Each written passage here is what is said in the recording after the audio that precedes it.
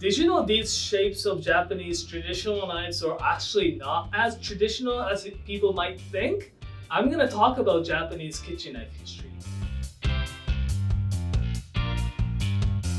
Believe it or not, kitchen knives are very difficult to dig from archaeological sites. The reason being is that kitchen knives are tools in the kitchen, so that better the knife is, those people will use them, sharpen them, and discard them.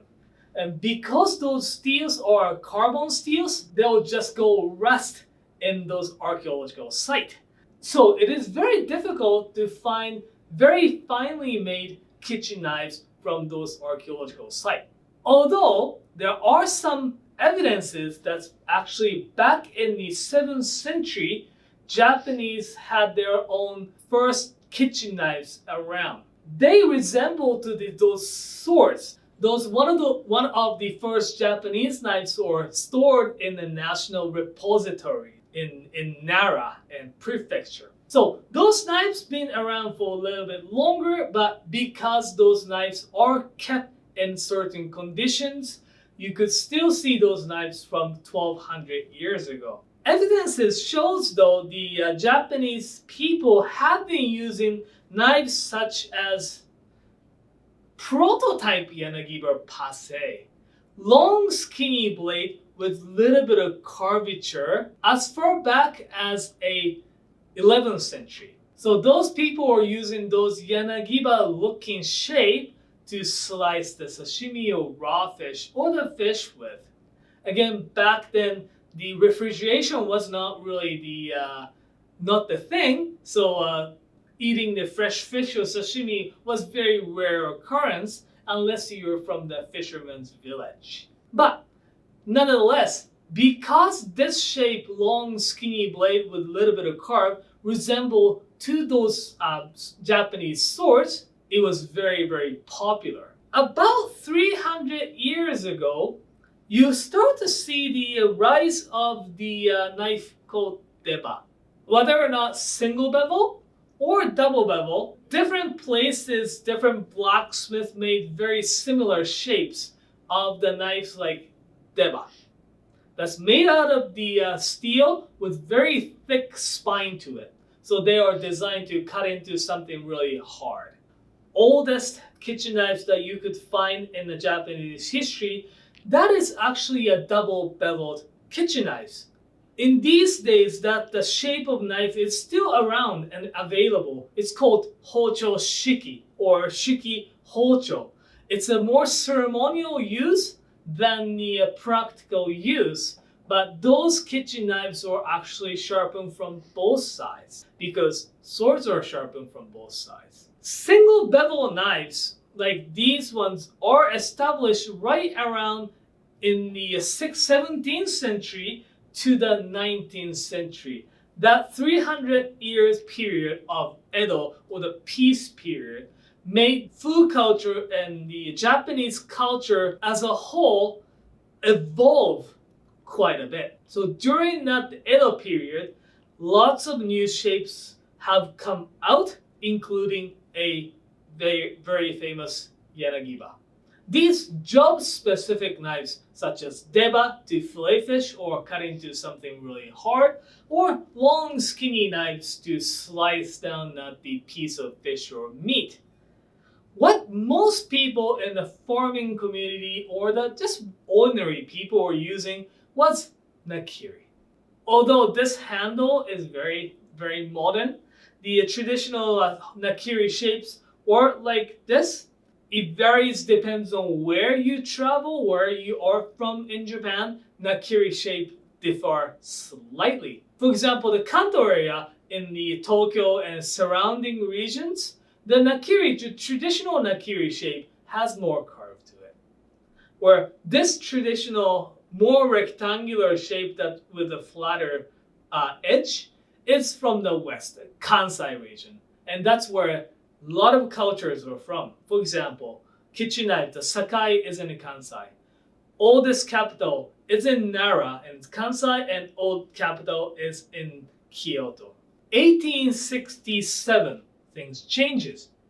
This 1867 marks the year for the modernization of Japan. We start to modernize by adapting and accepting lots of cultures that's brought from the Western world. That including, and it is a big part, eating meats.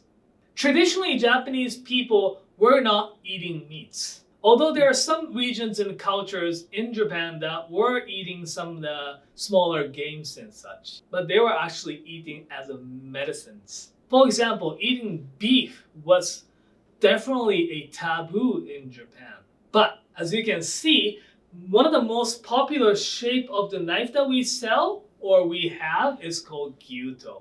And gyuto translated as cow sword. So this shape is actually brought from the French people who came and teach Japan modern technologies and the laws and medicines and everything. They had a chef came with it and they found the shape and we named it gyuto. So gyuto came before Santoku. This is kind of interesting because now the most popular shape probably in the world as a Japanese knife is Santoku. Santoku is actually one of the newest shape in the kitchen knife world or Japanese kitchen knife world. So Santoku actually was invented after the Second World War, which is only 75 years ago.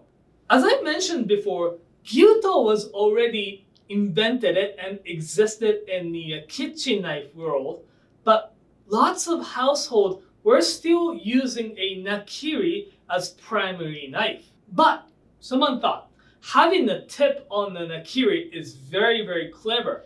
So they wanted to have or invent a knife that's in between the nakiri and the gyuto.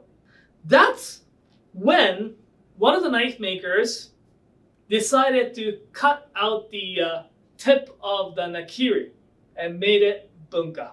Bunka, the name is very interesting because in Japanese, the bunka is culture. But when after the war in the 50s and 60s, when the Japan is developing so rapidly, with recovering so rapidly, a lot of modern things like a modern type of apartment buildings were built, and those were called modern or the culture or the bunka residences. So back then, bunka was actually used to refer to something new and modern and westernized in that kind of sense as well.